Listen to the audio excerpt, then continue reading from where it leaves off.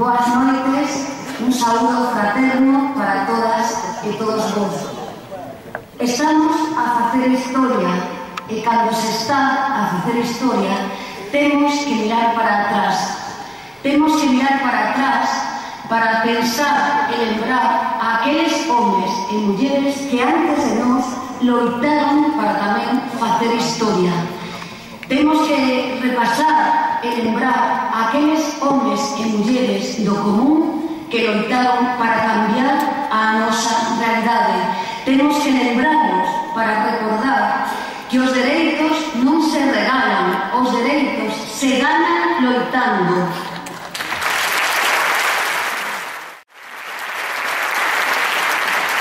Pero se o pasado é emocionante, moito máis emocionante é hoxe vervos aquí. Moito máis emocionante é vivir unha campaña que foi intensa, que foi maravillosa, que foi plácida e que, como eu dixen, que pensaban que estaban toda, fomos quen de revolucionar a campaña electoral, fomos quen de polarizar a campaña electoral.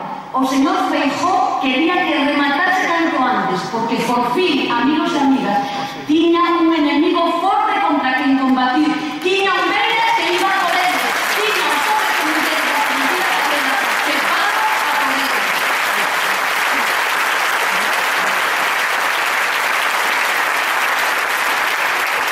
Pero a nosa fortaleza non está só nesa suma de siglas de homes e mulleres da esquerda deste país. A nosa fortaleza non está só nunha coalición. A nosa fortaleza está na vosa presenza, en todas vos. Esa rede inxente de homes e mulleres que nos pedían polas rúas, que querían facer campaña con nós, que querían pegar cartaces, que querían pegatinas, que nos decían, compañeros e compañeras, que querían xa carnés da Alternativa Galega de Esquerda. O éxito desta coalición sodes todos os homes e mulleres lúcidos deste país. E emociona este traballo, pero emociona, amigos e amigas, que a mocidade sea quen lle estea a dicir a este país que apoia a Alternativa Galega de Esquerda, que nos están dicindo.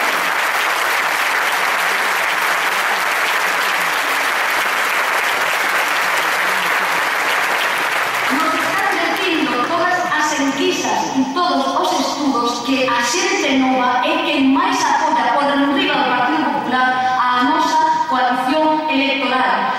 Foi, a verdade, unha honra outro día na cidade de Compostela con noso Martiño, que é un xeño, ter visto tanta xente nova. Eu xa non me recordaba que houvese tanta xente tan nova que non era que de entrar na sala de Capitol para dicirnos que querían un futuro, que querían a consolidación da Alternativa Galega de Esquerda. Por eles van a facer tamén este traballo. Chegamos aquí porque estamos diante dunha situación excepcional, porque estamos nun momento de suspensión do dereito, porque o poder revela a súa verdadeira faciana, porque estamos diante dun golpe de Estado contra a democracia, porque non gobernan os parlamentos, porque goberna a Merkel, o Fondo Monetario Internacional, a Organización Mundial do Comercio, o Banco Central Europeo, porque gobernan os chamados mercados. Nós queremos gobernar os homes e mulleres deste país, queremos demostrarlo. E mirade, a Alternativa Galega de Esquerda naceu para resistir, naceu para gañar, naceu para votar a Xunta a Feijóo e ao día seguinte, compañeros e compañeras, non o olvidedes, para votar a rúa ao señor Rajoy. Hai que pararlos.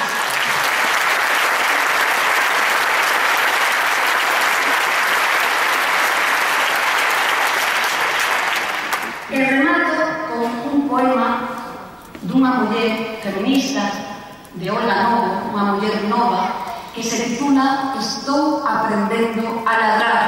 Compañeros e compañeiras, este pobo está en marcha, estamos aprendendo a ladrar e o 21 de outubro vamos a decirle ao señor Feijóo que vai a sair de San Caetano, que imos a votar a él e a todas as súas políticas. Venceremos!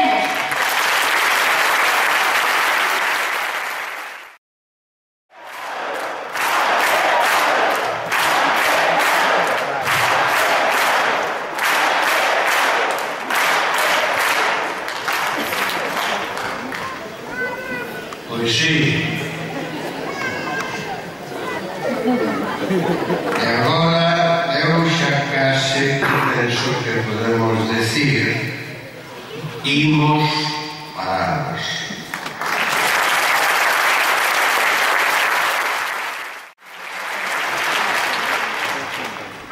Contraer hipotecas, hipotecar os cidadáns, hipotecar o país, hipotecar sobre todo as liberdades, a dignidade, a igualdade e a laicidade da cidadanía galega.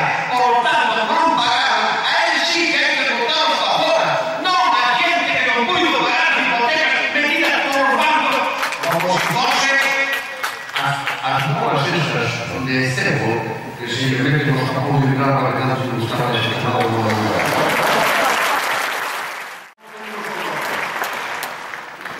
Para iso, para que nos pedimos o voto pasado mañana, para establecer un contrato de fideicomiso con todas e todos nós, un contrato que non só está baseado no programa que nos comprometemos ahora adiante, sino no código ético que asinamos todas e todos, que ninguna outra alternativa que se presenta ás eleccións presenta aos cidadáns. Ese código ético que é fundamental para dar garantías aos cidadáns electores de que os seus representantes teñen que seguir a ser representantes libres e non mudar a camisa con esos servizos poder da autocracia.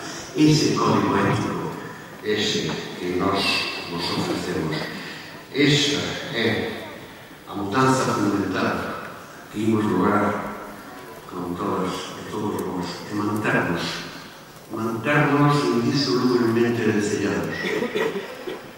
Aqueles e aquelas que estiñamos no Parlamento, con todos aqueles e aqueles que sois o povo soberano, con todos aqueles e aquelas que estades a loitar na sociedade civil, a pelexar no seo da sociedade para que as alternativas xustas vayan arriba e para facernos conjuntamente que cante cheguemos a se que pegarlle unha mirada a ese barco que vai a deriva, unha mirada que gobernarlle a roda do leme en un xiro de 170 grados os que están a gobernar contra os cidadáns, que sexen deseosos para podernos gobernar a prol das prioridades máis importantes da grande maioría social dos cidadáns. E para iso eu só quero establecer con vos tamén personalmente ese compromiso. Eu tamén quero establecer. Non vale que a miña trayectoria se que teña posto de manifesto que sempre inclino ese compromiso. Cando cuidaba que na política institucional aquilo que eu loitaba, incluso no espazo na casa onde eu estaba, iba a empezar a ser traicionada, dixengoume, non abonda. Non abonda con que estes anos, como lle decía que me preguntaban usted deixou a política, ou usted vai voltar a política, decíalles, non, eu simplemente deixei o Estado Maior e voltei a infantería. Non abonda con iso. Compre que hoxe solemnemente os diga que efectivamente eu comprométome mentras teña forzas, mentras me dure, mentras, como decía os compañeiros nesta campaña, mentras o depósito de carburante ainda teña carburante. Estes días parece que estaba xa na reserva, pero creía que agora mesmo farei o que vos queredes que faga que sexa representante político vasco. E vou decir por escrito, porque é a miña declaración de principios éticos e a miña diagnose de onde está realmente o motor e a forza que poderá acabar con toda esta barbarie que comenzamos a reducir o político e histórico, non só a nivel do Estado español, en a propia Unión Europea mediante esa arañilla que estamos a tecer dos povos e as esquerdas de todo o espacio europeo sometido ao cuarto Reich, sin Wehrmacht, que encarna a Caixería Merkel. Esa pala de gloria que Castelao todos os mártires se merecen, que os mártires das verdades, os mártires da clase obrera, os mártires libertarios, os mártires nacionalistas, as mártires de todas esas frentes, esa alma de gloria que todos eles se merecen que comece xa. Como pode comenzar? Poniendo a alternativa de la esquerda nunha posición crucial e hexemónica no novo Parlamento de Galicia. Só comenzar.